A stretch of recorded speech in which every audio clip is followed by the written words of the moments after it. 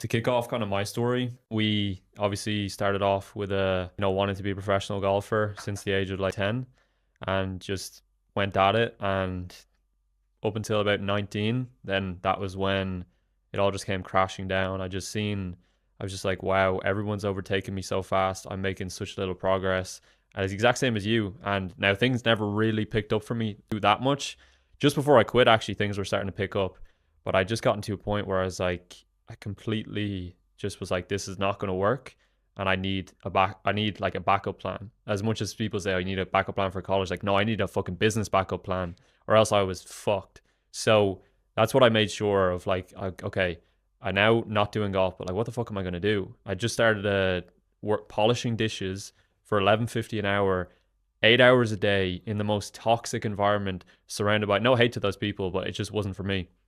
I'm surrounded in the most toxic environment, and I was just unconscious as to, like, it was the set of beliefs of what people had told me. I was like the clown growing up in school. I was the one who liked attention for being stupid, and I'd never actually realized, holy shit, if I just like remove that from my identity, I could actually be somebody. And once I started to see these people now, I was like, holy shit, if I just work on myself and kind of change myself, change my beliefs, change my habits, I was like, I could actually be somebody.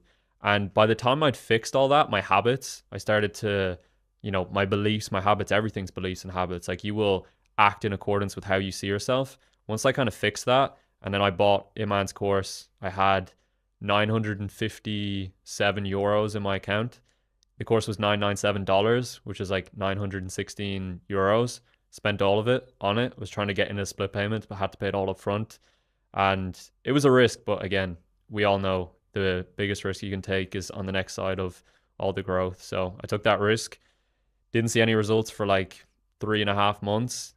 But then I wasn't really doing what I needed to do. Once I got some outside information, I was like, okay, I need to start cold calling. I need to start actually contacting people for outreach because my DMs weren't working. It was a mess. And went through all this, roller coaster. So many sales calls, so many cold calls. I had like 1,000 cold calls before I booked my first appointment, and more than that. And then I took me like 20 sales calls to close somebody.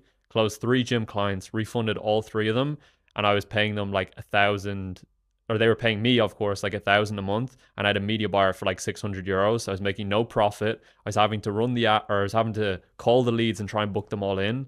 And it was horrendous. Like, it was the worst thing. So on from that, then we started doing a remodeling agency. I partnered with somebody inside of Iman's program. And the lesson for you all is like, ask yourself before, and we've had this, I've had multiple business partners now, and ask yourself before, because one person always outgrows the other. So make sure you ask yourself before you partner up, like, is this of genuine benefit to me? And I don't recommend doing a partnership with somebody until you're already at like 100, 200K a month, to where Or you even know, more. yeah, Like, even more, to where you know the skill set that you have. You know the reason why they want business partners as well, because yeah, I've been there. It's me because you're too. scared to go into business yourself, and you feel like you need somebody there to even To almost hold you call, accountable, yeah. or somebody just to talk to, because you're lonely. But when you ultimately take up that responsibility and you're like, oh, this is the reason, like, truly actually why you want a business. Do you need a business partner, or do you just want one? And a lot of the time people actually want a business partner, they don't need one. So you need to ask yourself that. And there's a lot of different factors. Like, do you actually, personality wise, do you guys get on? Are you going to clash leadership wise? Like, do you contrasting skill sets? All these different factors. So a business partner is the quickest way to almost like ruin a business, in a sense, if you choose badly. Not only Yeah. that, who Yeah. needs a business partner in agencies? Yeah. No one. Yeah. Agencies is so simple I know. that Yeah. having a business partner is just like saying, I want to fuck off and make less money. Yeah. That's pretty much it, because you're cutting your bid into half. Yeah. Let's say you could be making 100 grand a month. Now you're making 50. Yeah. You're making so little money next to what you could be making just because you have a business partner. Like, I split it ways with my business partner, and we had 100K a month agency. I make more money now when I don't even have that 100K a month agency. Like, after we split ways and we sold that company, the new company I started myself. And I, like, in the first month I made more money than I made ever with the other company, because I took all the profit. Yeah. And plus the agency that I'm running now, I have like 95% profit. Yeah. Plus also the coaching, I have like 95% like profit. So I was like, doesn't make sense to have anyone as a business partner in this, if you know what I mean. And also what happens, this happened with us. Like I asked a lot of my students, like, who do you ask more questions, if you know what I mean? Yeah. Everyone was asking me questions nonstop. And I was like, wait, I have my business partner helping my students too. But everyone asked me the question. Doesn't make sense, if you know what I mean? So I was like, what's the reason of having, you know, X and X in a circle when I can just have circles in a circle? You know what I mean? Doesn't make sense. So if you're gonna go and start on this like SaaS company, you're gonna have a business partner. Bigger, like that's big boy thing, if you know what I mean? Yeah. But we're playing a small game right now, bro. Yeah, I know. So it's when you go into real estate, commercial real estate, or you go into a SaaS, you go into big ass companies, like you can go and make 100 million. There you need equity investors, you need like all of these people, you know what I mean? People investing, you need people just owning a little bit of equity, like WAP, if you know what I mean? Yeah. And this kind of things. Yeah. But with agencies, you're making a measly like 100 grand a month, or it's just where the game starts. Yeah. Like it's literally just for cash flow, just where the game starts. And then when it really comes into it is investing into bigger businesses as well. But also you want to keep your own business and invest into that. But like it all starts with agency and cash flow. I have a question to you though. Yeah. Then you can continue with the story. Yeah. What's your goal after the agency? With my current agency? Like, what's your goal after the agency? Do you want to continue running the agency afterwards? Or do you want to sell it? Do you want to, like, just get cash flow and get into another business? Yeah, I think, so Luke Alexander, we had him on for Community on Inside of A Players. Shout out to James, it's a top community. But we had him on for a call. And he broke it down very simply to where it was like, he, you know, has like these 3 different vehicles. There's a lot of different vehicles, but like you basically have agency for cash flow. That's what a lot of people say, even if it's not their brand or business model they're promoting as a personal brand. And then you obviously have software that you can get into, you have investing that you can get into. And like agency is just a means to acquire cash flow. And then obviously there's no reason why you can't sell it or keep running it yourself. If it's making money, then you probably just keep running it. But for me, I really like what I'm doing right now. I find it like extremely fulfilling to work with people I genuinely like. Like I don't work with that many clients. I work with people I truly enjoy working with, and overall profit margins are really high. It allows me to live kind of life I want. So for me, there's like every benefit in the world. So for me to get it to, you know, the next milestone, get to $1 million a month, it's like, okay, so I need 10 clients, pay me on average 100K a month. Like that's, you know, there's a lot of people out there right now that I could take to $1 million a month. This is another concept from our mentor that we learned on connections. Like if you're going to sign these clients, it's all network. Like you have to know somebody who knows somebody. And I had not even signed a client yet of mine, and they were looking for a content guy. I connected them with him. I ended up signing that client, of course. I'm running, have to get their ads up for them today. They're doing about 150K a month. But I had him then send me this random story from a guy here in Spain who has like 1,500 followers, and they're running an offer that does 450K a month. I now have a call with him on Monday, and they have no marketing process in place, and it's all like they've no, you know, system for Instagram organic. So it's all about inbound connections, who you know, who you can provide value to, and they'll come back to you. Because if you genuinely actually make people money with the connections, it's not about just like, you know, hey, do you know this person? Like, no, like try and actually go out of your way to provide people and make them money on referrals, and then they're going to come back to you and give people. And he just sent me the story, reached out to him because he had nobody reaching out to him because he's a small audience. He was a partner of the guy who had 1.1 million followers, and I was just like, holy shit, like I should spend more time out of my day actually trying to get referrals to people, because it will just come back like tenfold. Like if you can go, and even if some of your clients need somebody that needs something in your network and you provide them like a content guy, it could be anything. Like if you do that and take time out of your day, like they could pay, like it's going to pitch them like a 10K retainer and then 10% at least of, you know, upside of their 450K a month with anything in place. Like that's big money. Like that's a 100K a month client right there. So you're just looking at it thinking, how can I get myself into these rooms? And of course you need the skill set to be able to deliver these kind of results. Like you have to know your shit. That's why it's so easy it's easier to sign these clients, because it's not hard to stand out. Like all you have to do is present yourself in a certain way, like we're doing right now. All you have to do is come with a skill set, come with conviction, come with clarity on the numbers, and you'll sign the clients, and they will have nobody else to go with. And they're like, yeah, I need this guy, because without it, like I'm missing out on X a month. So it's really just about, yeah, to answer your question, I'm going to stick with this agency for a good while, I'd say. I know that something will come deeper down the line for me that is potentially more purpose driven, but for now I'm enjoying this model. Nice. Yeah. That's good. Yeah. Main thing, bro, also that I think about when it comes to like agency, a lot of people have asked me like, why did I sell the agency? And like you said, if you're making money with the agency, you shouldn't sell it, if you know what I mean, because it's just a cash flow machine. And that's the truth. I wouldn't sell it. It wouldn't be because I had the gray hairs running it, if you know what I mean. And that's the thing that I wanted to like say, because I get this question like asked, no joke, multiple times a week. Like, why did you sell your agency? And I sold it for the single reason of I didn't want to be running the agency I was running. Like, same thing, Joel Kaplan, he shut down a $30 million business. Similar thing. I shut down a what, $1 million business or a little bit more. Like, isn't that big, if you know what I mean, of a problem. And then I started making that money and more. Like, I can make that fast, if you know what I mean. But something I want to make clear too, a lot of people, like you said, when it comes to service and how do you present yourself and everything, I have a lot of students that ask me, okay, let me go and do the same you're doing yourself right now. When you're starting out, there's a big misconception like everyone has in their mind, like, let me do what the big boy is doing, if you know what I mean. Yeah. When you go and compete against the big boy and you don't have the credibility that, you know, you have, I have, because we have a shit ton of credibility. Like, you have your clients. I sold a company, I scaled my own company. I have students that I can show. I have clients. I have, like, you can go and check on my, you know, IG and just scroll through results. When you don't have that and you're trying to go after like people with a shit ton of followers, it's very hard for them to answer. That's why I had a call with my mentor, like with our mentor, and he was telling me like, I also have students right now that have a hard time, like very hard time doing the same thing as I do. The reason behind this is because they don't have my account. So I tell a lot of people, go out, sign clients. Doesn't need to be the highest ticket ever. Go out, sign clients if you're starting out. Whoever, that you can make a little bit of money and you can make more money on top of it. Maybe you can make $2,000, $5,000 a month.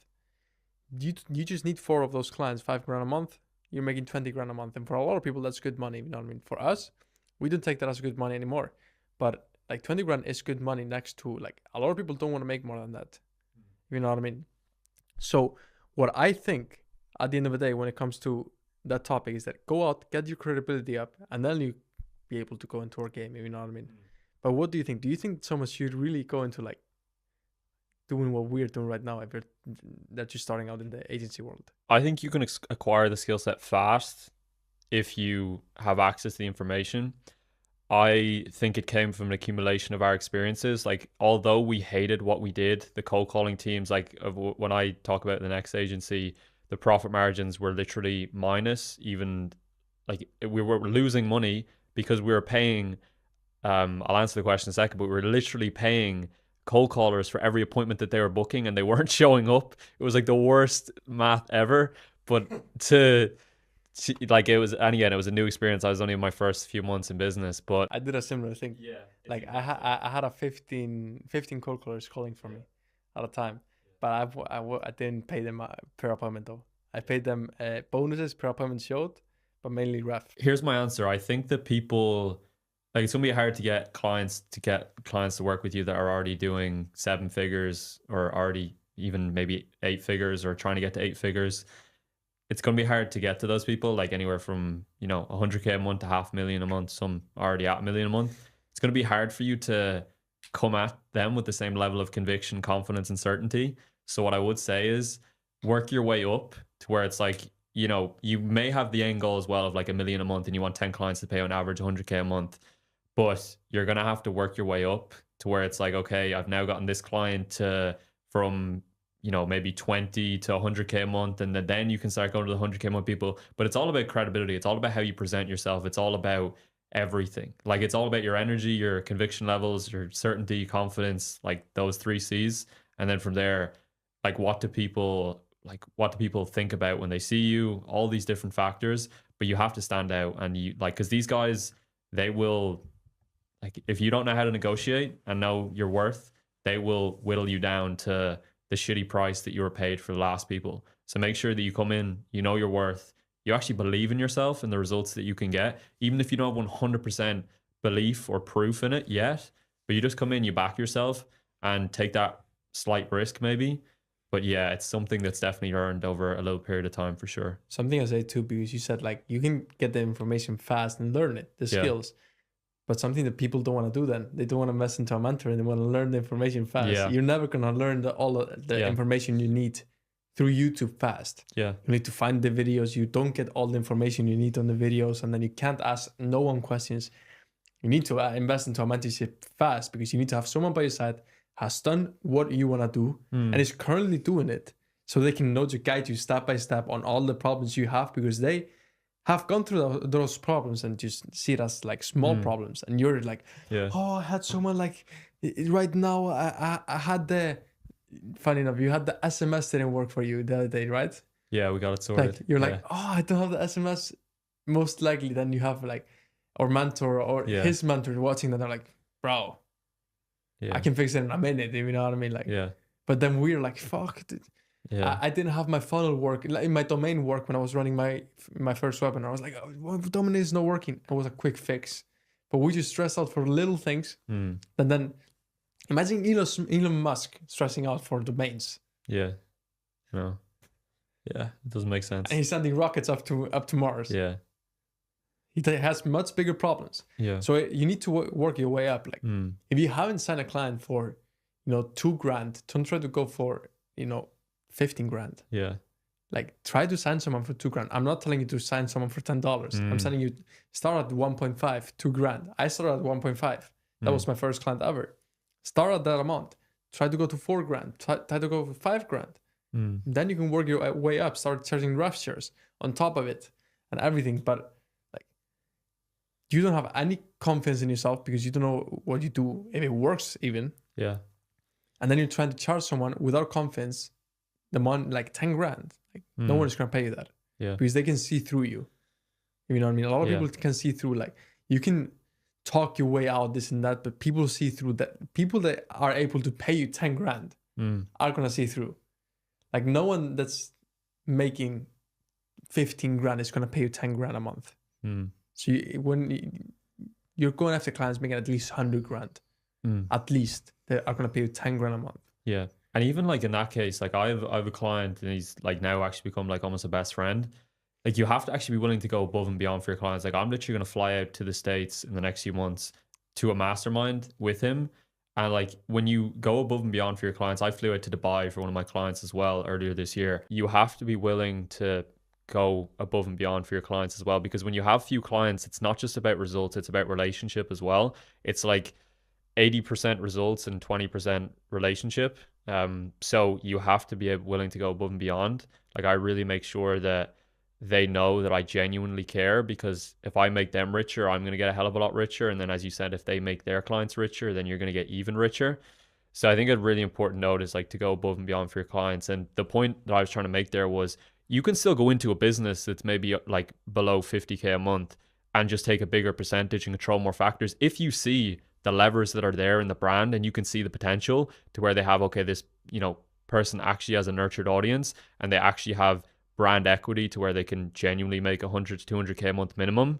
Then you come in there and just take more than 10%. That's what I've done with him. And he's completely fine with it because he knows that I'm managing more factors of it. Now, of course, you want to put more leverage into people that are already making that money. But if you see an opportunity there with a client, you just go in there and control more factors, take a bigger percentage, and then you're just going to still end up making enough money from it. And that's where it's kind of worth it. So make sure that you control enough factors to where they're all revenue driven actions and you're going to make enough from clients. So it's a good way to work your way up, is to take a bigger percentage if you can from some of the lower level clients. Yeah. And at the end of the day, main topic that we are talking about so far is just like bigger problems, more money you get. Yeah. That's it. The bigger problems you solve, the more money you get. Yeah. So you need always to focus. Can I help them with the leads, with the appointments, with the systems, with the setter, with closers, can help them with ads, webinar, like funnels, this, that. The more problems you solve for him, the more he's willing to pay you at the end of the day. More percentage, more upfront fee or like monthly retainer, whatever you charge. So I always tell people that just go out and try to solve for one little problem like lead gen, that is the simplest like problem. Like lead gen is the most simple of them all. Like you can get leads. I can not just put a stand outside there put a stand with my photo, like a photo of mine, and I'm getting leads on a minute basis. Everyone that sees my photo is a lead. Yeah. You know what I mean? So leads is the most simple thing you can do out there. But how do you go like solve big problems to get the money you want from clients? And when you go to lower clients and you still like solve big problems they don't even know what to do, they're willing to give you a big chunk of their rev. And I think like a belief that I used to have was like when people say, oh, you need to solve bigger problems, or, you know, the more you can tell the size of a man by the size of his problems. But there's this one quote that like really hit me, and it like changed all my beliefs and urgency around money, was you define the reasons or the reasons define you. And what that means is you either compromise everything, and this is money beliefs, everything that you do in life is dictated by money. How you look after people around you, what place are we staying in right now? Are we staying in an ensuite? Are we staying in a penthouse? Are we staying in this little shitbox? Like everything that you do in life is dictated by money. And once I realized that, I then coupled emotional drivers together with mental frames to make sure that I stack those on top of each other to where I'm like, okay, I now know everything is defined by money. I'm going all in on like, okay, money isn't everything, but it's damn near a lot of life. Like if my mom turns around to me and says like, Ted, I need this money for an operation, and I'm not there to do it, and it's like life-saving for her, like just putting myself in those mental frames, or maybe my dog has to have this life-changing surgery. If I'm not there to pay it, like that is what really gets me going. So it's those emotional drivers that get you to the next level. And everybody has a certain cap to where they're like on income level, where it's like 50K a month, 100K a month, you know, $500,000 a month. It could be 10K a month, but everybody has a certain income cap. And it's about coupling together mental frames with emotional drivers that get you to that next level. And for me, something that I struggled with was urgency, because I was always kind of comfortable. I didn't have any living expenses. I had this, you know, we were kind of in a similar spot. But once we kind of identified, okay, you define the reasons or the reasons define you, and we coupled the emotional drivers with the mental frames. I know we really, you know, went heavy on mental frames, and we put those together. It's now no longer a case of like, oh, I don't, feel amazing today, or, you know, this isn't working or all this shit. No, it's like, we have to make this work. And it also allows us to see that, okay, whatever money we're making right now, it's actually not a lot of money at all. Although people will look at it and think, oh my God, wow, you're out here in Marbella, you live this life, you have all these different things that everybody would dream of. But it's such baby numbers. And you look at what you need to actually take care of the people around you. And it's like, what am I going to hand down in assets, in lessons, mainly in assets, to my future generations? It's like looking and thinking so long term, to where it's like, oh my God, I have to, you know, if I can do this for future generations to come, think about the amount of money and the impact that my future generations are going to have in the world, with the like capital, with the lessons, everything that I'll hand down to them. And from there, like, I feel like, and I've heard this as well, rich people have like an incredible responsibility on the world, to where like they have the power. Like if you see something on charity and you just scroll by it and you're like, oh, you know, I can't really donate, like I need this money for the agency right now. It's like, you want to pay it, but you can't because you don't have the money to do so. And you want to take, you know, let's say your girlfriend, you want to take your family on a nice holiday or whatever, and you're just like you compromise and you think, oh, don't really have the money, like it's a bit tight. It's like, and then my mentor, or another mentor, had a lesson like this. He had a flight that he had to catch, and he actually took a commercial flight, and a private jet was 100K and the commercial flight was 3K. And he was like, oh, I don't have 100K openly to invest in a private jet. And he ended up doing the commercial flight. It was the worst experience of his life. And he had his girlfriend beside him. And this guy is making like very good money. And he was like, wow, the reason that I'm not here, or the reason I'm right here right now, burning of heat, having to rub ice cubes on my head in this flight commercially, is because I'm too poor. And this guy, to be clear, has been in the game for like 10 years and has done it for over and over again.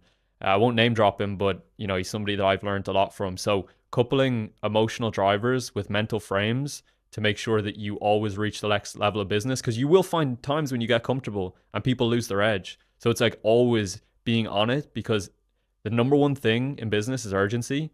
And I don't know exactly this this quote or where I heard it from, but it's like, what's the difference between like 5 million and 1 million? And it's like, the difference is, a lot of people would say, oh, it's 4 million. Like, that's the easy answer. But it's like, no, one person made that money in like whatever X amount, like a quarter or like 20% of the time that the other person did.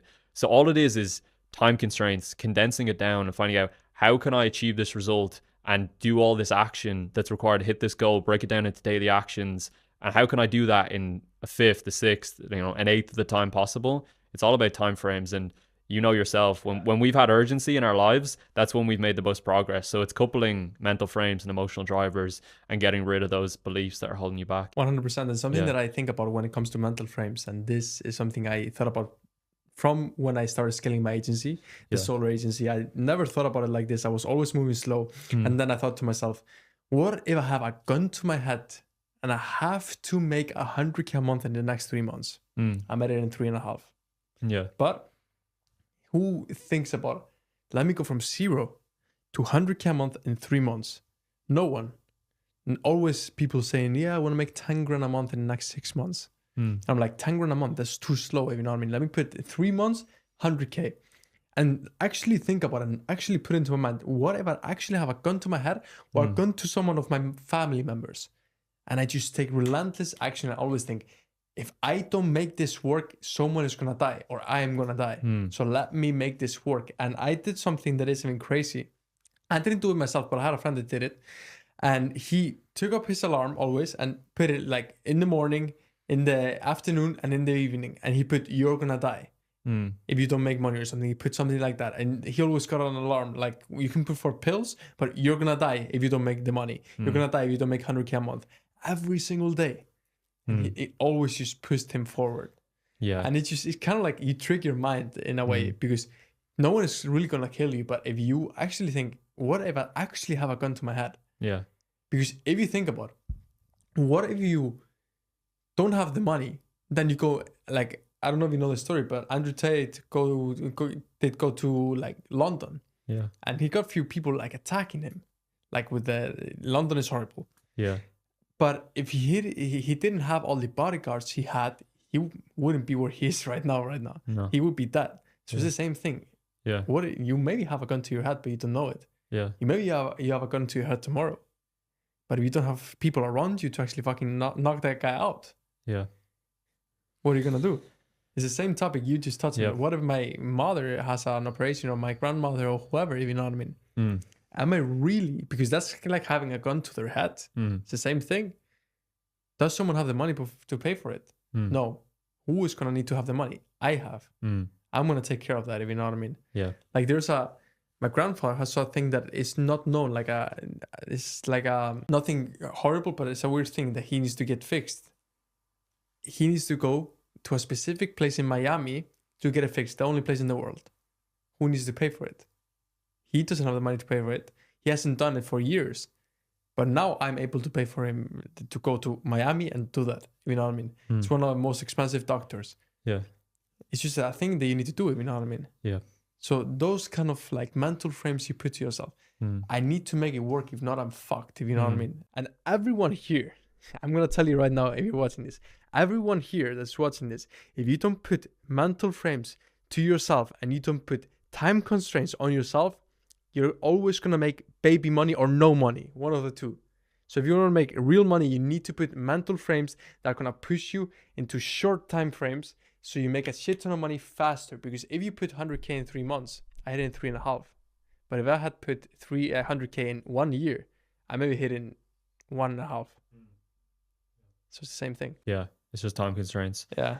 And yeah, it really is that. And it's coupled with risk taking. Like if you look at our biggest periods of growth, it was literally even just the week prior that I just had when I had my college exams, or 2 weeks ago. Like I'm technically still in college and obviously I'm out of it now. And I really hope my parents don't see this because I haven't told them yet.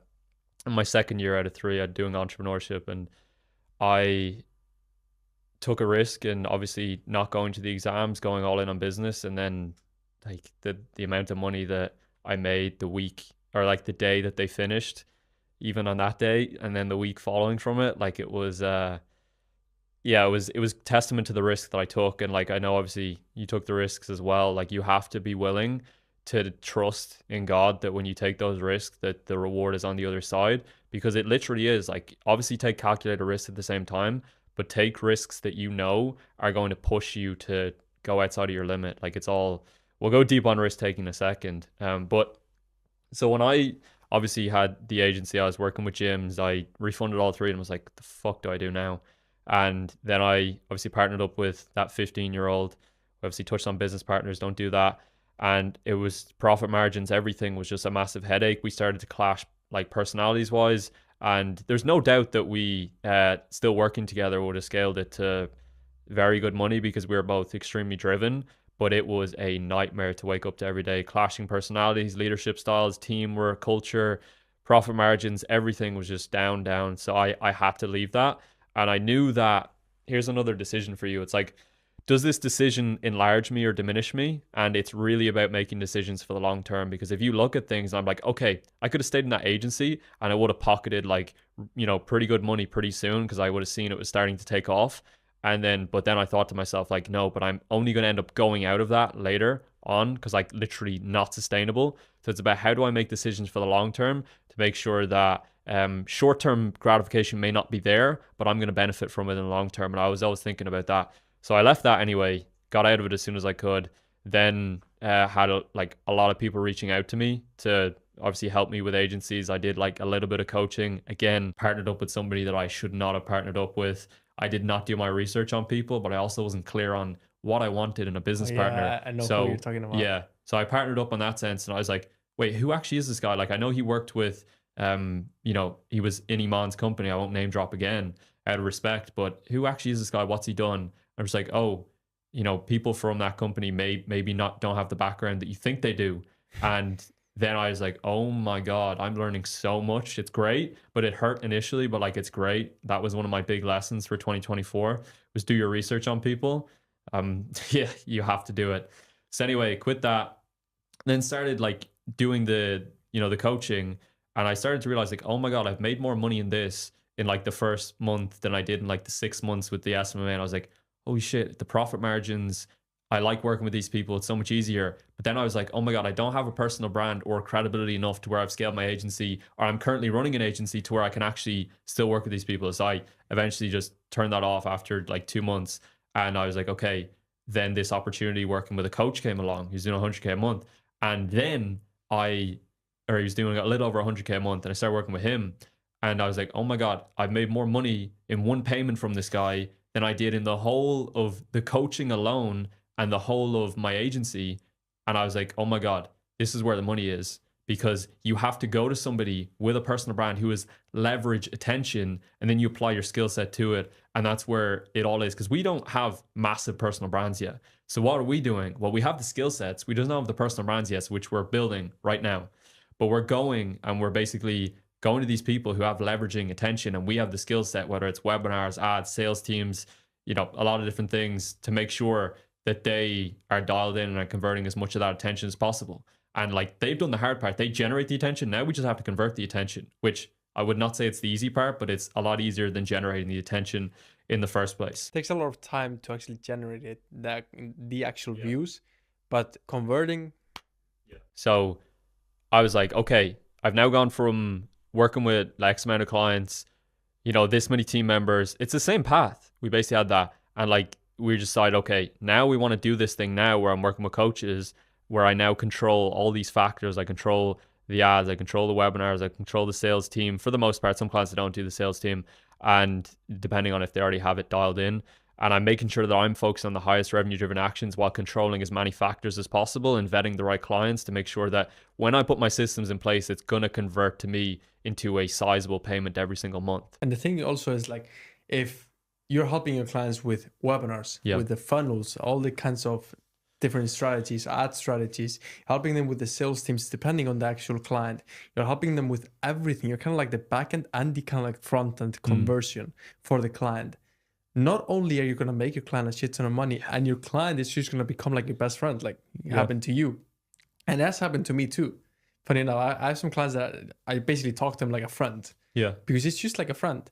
You make them a shit ton of money, and you're kind of like just making a shit ton of money together without being business partners. And then on top of it, they're not gonna churn. Great relationship, you're making them a shit ton of money, and you're kind of like the front end and back end conversion.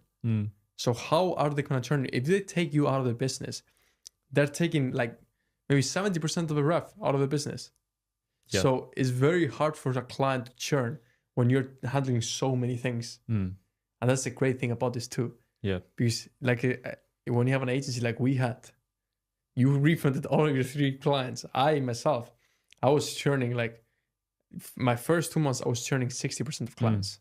It's because of what we're taught. Yeah. We're taught to overpromise, and then we end up under-delivering with our big irresistible offer from $100 million offers. Yeah. We come in and we guarantee them X. We don't know how to fulfill on X, so we end up refunding them. And it's a constant churn and burn model until you get to the point where you're like, oh, I actually need to have this offer that I can actually fulfill on. And then you end up signing like no clients, and it's really slow. I'm not saying that you can't make money with SMA. And like, I know like a lot of guys that are, it's just they're like their hair is going to go gray if it hasn't already, because they're managing X amount of clients, X amount of team members, and it's just constantly putting out fires. So I'm not saying that doesn't work. I'm just saying that it's not for me, it's not for you. And that's why it just makes sense for us to be working with less clients, making them more money. And then on top of that, we have like no team members. Maybe we manage client sales teams, things like that, but we actually have no employees like internally for us to take care of, really.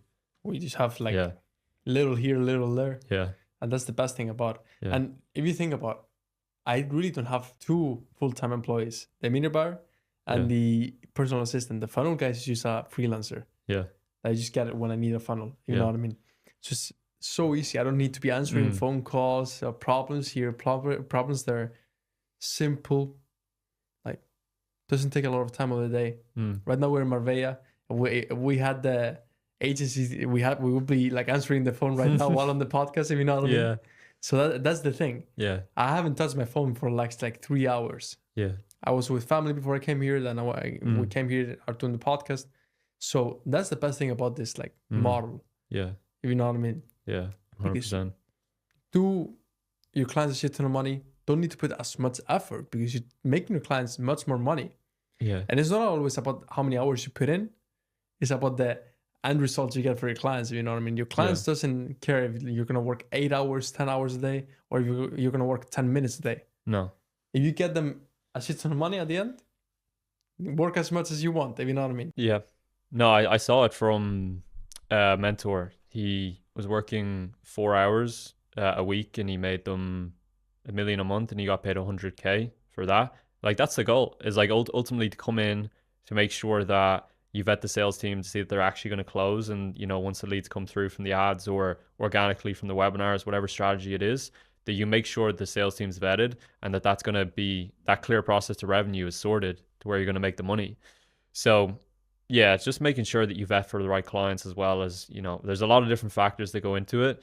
But like, once you strike gold with it and you have the right clients, you have the skill set yourself, there's not much competition out there. Like, if you think of like, if we can think of people that are actually competing with us, it's a very small amount. And you think about the amount of personal brands that are out there today that have the potential to monetize their audience and aren't currently doing so to the extent that they could, there's not much competition out there. So I wouldn't say it's a low barrier to entry, but I would say it's low competition when you're looking to do this for people. And it's extremely rewarding once you nail, you know, the right clients and how to do it. Because, you know, I have clients right now that aren't a good fit for what I do.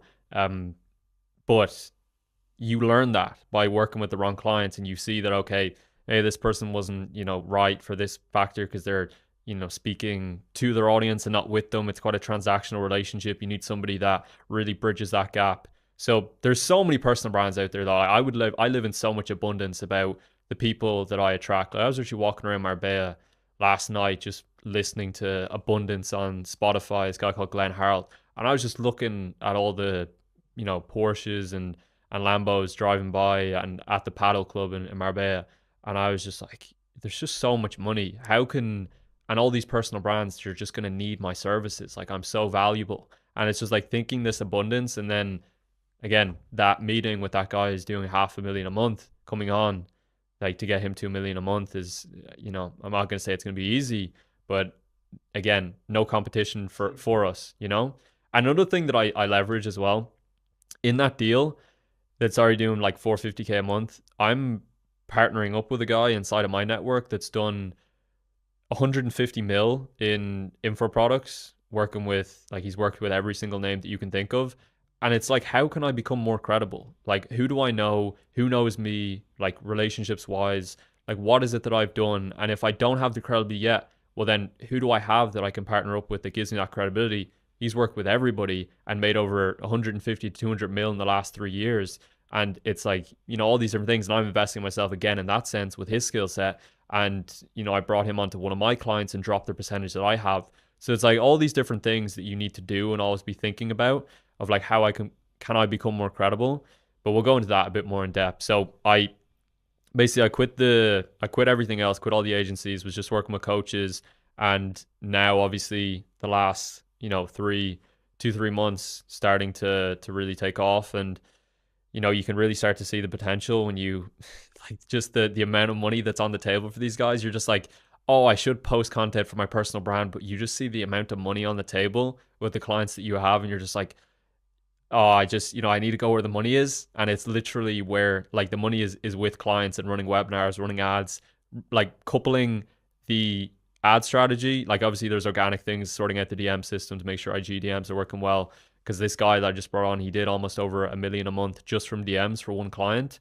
And that's definitely a big lever to pull. Sales teams are important, but there's other factors and that you need to pull when it comes to like the right conversion mechanism, which is webinars. You need to couple that with the right ad strategy. The reason people come through cold is because there's not a strategy in place that, you know, is a content first ad strategy that replicates the organic sales process. So the reason that the leads come through from ads, as we know, cold, is because you're not replicating the organic sales process prior to them booking a call or taking a significant action. So making sure that you couple the right conversion mechanism, whether it be a webinar, a call funnel, low to high ticket, with the right ad strategy, which is going to be, you know, hammering them with organic content before the call so they're nurtured, and then obviously content that gets them to sign up to whether you're doing a challenge funnel, a webinar funnel, or a book call funnel, whatever it is.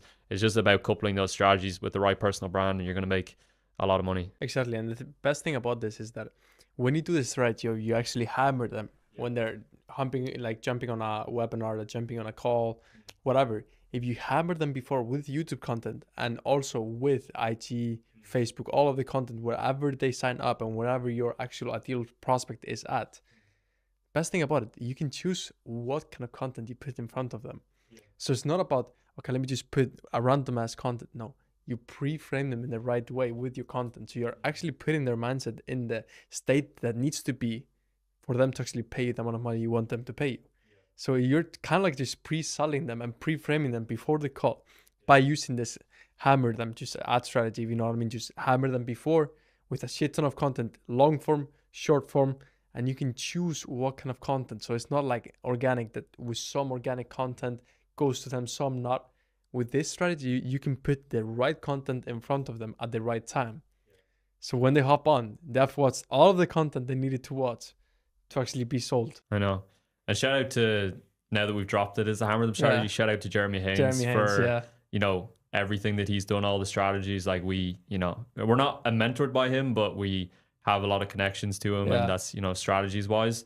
And top guy when it comes to ads, bro. Like top guy. He's been in the game for 10 years. Like shout out to him. Marketer is he one of the best, most likely in the space right now when it comes to marketing. Yeah. So when we he's taken over 40 businesses to $1 million a month. Like he's one of the top dogs when it comes to the space. Like that seems very achievable to us. Like right now, don't get me wrong, to where when we have, you know, 10, 15 years ahead of us in this game, and we're still running this type of agency, which I really think we will, it just makes sense. Yeah. And we continue to build up our credibility, work with bigger clients, and there's going to be more and more personal brands being created. Like that's very realistic for us as well to achieve. If you see him too, Jeremy, he built his agency to 1.5, I think, million a month. Yeah. And right now, he built his personal brand by site. So he was also posting for himself. Yeah. He has over 100K followers on IG. Yeah. What happened? He charged like 5K to 7.5K for his inner circle. I don't know exactly. Yeah. And he has over 150 people there inside. Yeah. If you do math, I don't know what the math exactly is, but that plus the mastering marketing or whatever 5K offer that he has, plus like his inner circle, and that only is most likely making him at least 500K a month. Yeah. So he was smart with it. He didn't only like, okay, let me do it for my clients. Yeah. He did it for himself too. Yeah. And that's the same thing as an example that I do. I don't know about you if you have your own inner circle or not, but I do the same. I do it for my clients, but I know how to do it. So let me do it for myself too. You know what I mean? Yeah. Because that is not rev share. Then I'm getting 100% of the money. Yeah. So it's just need to be smart with it, if you know what I mean. Yeah, to me, like, that's the perfect business model. It's like a pyramid scheme in a sense. Like, but if you have the skill set and have the knowledge, like, somebody should want to pay you one-to-one to want to learn from you.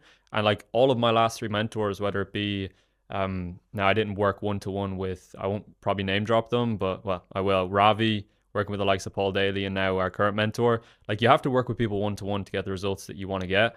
And, you know, I will disclose, like, it wasn't one-to-one with Ravi in the sense like his program. It was me meeting him in person at a mastermind. He's, you know, top dog. But I think one topic, like, if you're an info product and you're doing like, you know, 100K a month or 50 to anywhere from 50 to 500,000 a month or even more, one thing that you're probably not aware of is you have to replicate that organic sales process when you're doing paid ads. And it comes down to 5 types of content. You have to have your flex content, you're living the lifestyle that they want to live. That's what originally gets somebody in. You have the expertise content, which is your case studies, you know your shit. You have your demonstration content, which is like an in-depth strategy. And you have your story content, which is them getting to know you more as a person. And then you have your objection handling content. And like what all of those 5 things do is they condense down the average sales cycle. Because if you look at everybody that's ever bought from you, they had to go through a specific set of consumables to actually buy from you. And you're breaking down that average sales cycle and condensing it down as much as possible. On average, like if you do it properly, it's like 7 days, but it's like the first point of contact that somebody comes in with you to when they actually buy. You're reverse engineering all of these different points to where it's like, okay, they consume this piece of content, the YouTube, this before the call, this made them buy, or we followed up with them, sent them this made them buy. And it's like reverse engineering that. And I think something that's a really good exercise is like reverse engineering your own buying patterns. So when you look and it's like, okay, so when I invested in Iman or Paul Daly or Ravi or all these different, you know, mentors that I saw as a great investment, which they were, and obviously my current mentor, it's like I look at them and I see, okay, what made me buy from them? Okay, what you know, fulfilled enough trust and belief in my head to feel like this person was worth, you know, the risk to invest in. And once I got to that point, I was like, okay, I now know that I need to do X in a sales process. I need to throw those 5 pieces of content in front of them and they're going to convert. So just becoming aware of that for me simplified the game so much when you're aware of what it actually takes to convert from a stranger to a buyer, and you just replicate that in a paid ad sense, or you dial it in organically first and then you replicate it paid, you're going to see crazy results, you know? And that's why most sales teams always say organic leads are much better, this and that. I want to get people from organic, not from people from paid. The thing is with organic, people have been following you for months, even years with some people. You know what I mean? So they have been watching your content and they have been watching most of your content. So they're 100% already, you handle all of their objections. They're pre-framed. They have everything, all the information they need to know to actually join your program. They have seen your lifestyle, so they see that you're the person they want to become. Because this is very important. The reason behind there are so many coaches out there, but most of them still make money, is not because, oh, I'm better, have a better strategy. It's because when they see your lifestyle, they think, this guy, I want to become like this guy. When they see your lifestyle, when they see what you do, when they see how you talk, when they see the things you do on a daily basis, they're like, I want to be doing the same thing as this guy. I want to be talking as confident as this guy. Let me buy from him so I can learn straight from this guy. Yeah. That's why there's not one mentor that gets all the money from a single like market, if you know what I mean. Yeah. That's why there's so many coaches in each market.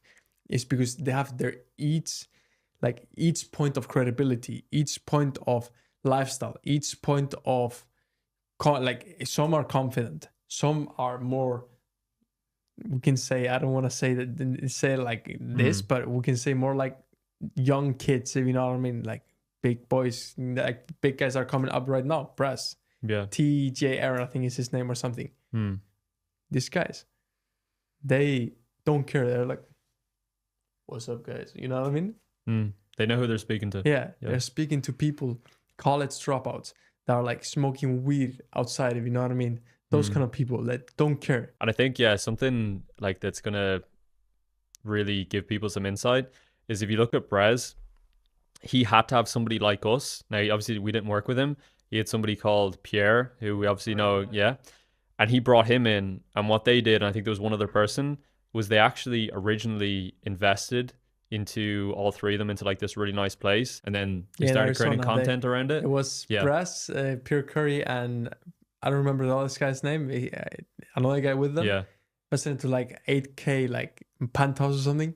Yeah. And just started pumping out content like crazy. Yeah. Because they knew who they were talking to. Because if you know who you're talking to, you know what kind of content to put in front of them. And if you know what kind of content to put in front of them, you're going to put them through the sales process faster than ever. Because if you put the right content in front of them and you like put the sales process much shorter, like it's 7, 14, up to 31 days with some offers, if you know what I mean? Yeah. The sales cycle. And if you actually do all of the things when it comes to actually objection handling content, pre-framing content, putting lifestyle in front of them, putting like information in front of them. So like content that you share like information, share strategies. You put all of these things in front of them on a daily basis. And on top of that, they see you as a person they want to become. So it's game over. They're going to pay you. Yeah. The credit card is going to be here on the table. 100%. I know. And I think like something to branch onto from that is identity is a big one. Even like going back to me for a second, when I was like in school and stuff, I would have like crippling anxiety every day from just general like social interactions because of my self-identity and how I would view myself. And I think something to be very aware of is you'll always get back how you see yourself. So if you see yourself as like the minimum standard of like 100K a month, you have a certain like penthouse that you live in, certain lifestyle, then you're going to live in accordance with that. So really making sure that you set that minimum standard, it's how you see yourself, because you'll always get back how you see yourself. It's not what you think you deserve, or it's not what you get what you deserve. It's what you think you deserve. So really making sure that with all three of those things that you tick all those boxes, because for me growing up, I didn't have a whole lot of self-worth. And once I kind of nailed that, it was like for me, everything changed. I changed my beliefs, I changed my self-image, and you're making sure that you're getting back what you actually deserve. Exactly. And a great point that you did right now. And to follow up on the point is that the identity you see yourself with is the identity your team will see yourself with. Is the identity all the people online will see yourself with. So again, to the same point, people that are going to buy from you are people usually similar to you or people that want to become like you. Those are the two options. And the reason behind also why team members, A players, want to be on your team is because they see themselves in you, or they see this guy's going to take me to the point I want to go to, if you know what I mean. If you don't have the right identity and you're not a baller at the end of the day, if you're not an A player yourself, you're never going to attract A players into your team. And this is something I've said many times. A players attract A players. B and C players attract more B and C players. So you need always to surround yourself with A players, and you yourself needs to be the biggest A player, because with that, A players are just going to follow, if you know what I mean. The truest fact is like you'll never exceed your own level of personal development. And the moment that you stop learning, that's the moment where your team starts outgrowing you. So you always have to be constantly. There's no point where you're like, oh, I made it. Like, no, like stay humble, keep learning, because your team around you is counting on you. Your clients are counting on you. And the moment that you stop, your personal development is the moment that they come in and think, okay, this guy's no longer worth it. He's slacking. So it's again, in order to prevent that, stack those mental frames, stack those emotional drivers. And then from there, we're never going to have that issue again. It happens to a lot of people that, they make a certain amount of money, like 100K a month. Yeah. And then they start traveling every single month and stop working, you know what I mean? Yeah. They see like their money go down and everything. Yeah. I know a guy that did this, and he was making 30 grand a month, got comfortable, started traveling, came back to his home country. He was making 5K a month. Why? Because he just did like this.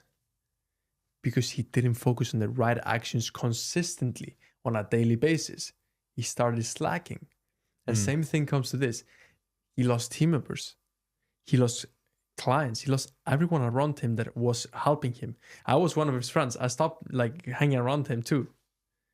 Because the thing is, if you are not hanging around people like you or better than you, you're never going to outgrow yourself. Yeah, so like it's really about create that environment within yourself, and then it attracts into other people. As you said, A players attract other A players, where like you're just creating this intensity, this time constraint environment to where A players love to be put under pressure, whereas B and C players will push back. So you clearly find that it's just going to attract the right people and making sure that you just have that culture right from the start. And I make sure that there's a minimum standard for my team as well in terms of personal development, because everything that comes in terms of team growth comes after a result of my personal development, what I feed them on a daily basis, you know? Exactly. And a very good point to say, like, me, myself, I was running a webinar like 2 weeks ago.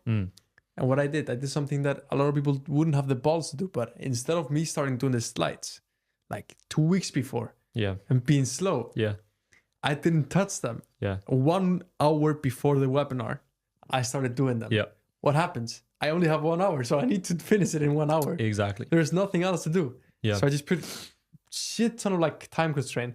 It can take for some people like 5, 6, 7 hours to do the webinar slides. Let me do it in 1 hour. And to make sure that I do it in 1 hour, let me do it 1 hour before. And then those kind of things that A players love to be around. If you, as an example, you would be, yeah, bro, let's do the podcast like 1 week later. Let's do this like one. Go like do a podcast with your girlfriend if you want it. But we were like, okay, bro, let's find a time. Let's do this a little bit. We're here. Yeah, exactly. And there's people always that move faster than you. And that's the biggest thing. And a quick thing I want to say before we end it up is that the other day I was driving. I'll show you the car later, but I was driving the BMW. And nice car, very nice car, like open and everything. I was driving it. And then I see 10 Ferraris in a single day here in Marbella. And I was like, bro, what the fuck? I thought I was driving a nice car, you know what I mean? It is a nice car, but then you see Ferrari. I saw 2 Lambos, and I was like, in one day I saw 10 Ferraris, 2 Lambos. I saw like 3 Porsches. I was like, what's happening here? I'm like, you come to places like this, and you're like small dog here, like BMWs, Benz, all of this is just small. You just see Lambos, Ferraris, this and that. So you need to surround yourself like not only around people that are A players, but in like countries and in cities that are A players. You know what I mean? Yeah, exactly. Well, guys, we're gonna wrap it up now. I'll say that thanks. was a good one. Yeah, that was a banger. I think one thing as well to end off with is like people need to be reminded a lot more than need to be taught. Now, in this podcast, for sure, you're going to be taught a lot of things that you didn't know before or weren't aware of. And reminded too. Yeah, and you need to go back and watch this a couple times. Like if you just finish this up, put time in your calendar, go watch it again tomorrow, and actually ingrain these things that we're saying in your head, and they'll start to manifest in your reality. But Sergio, bro, thanks for hopping on. That was a banger. And yeah, this won't be the last one we'll do, guys. And I'm sure we'll see you soon. We'll be putting some more out, but make sure though, when we do this kind of podcast and we drop so much value, don't go through it once, because what comes through one ear goes through the other one. So you need to make sure to watch it at least twice, 3 times. When I see value, I watch it often. I never watch it once, because it just needs to stick with your mind. And all of these topics that we went through right now, it will take you to 500, 1 million a month with your info product like this. And if you're an agency owner, it can take you to 100K a month like this too. Yeah. So you just need to start implementing right now. Yeah, exactly. That's it. With that being said, good one. We'll speak soon.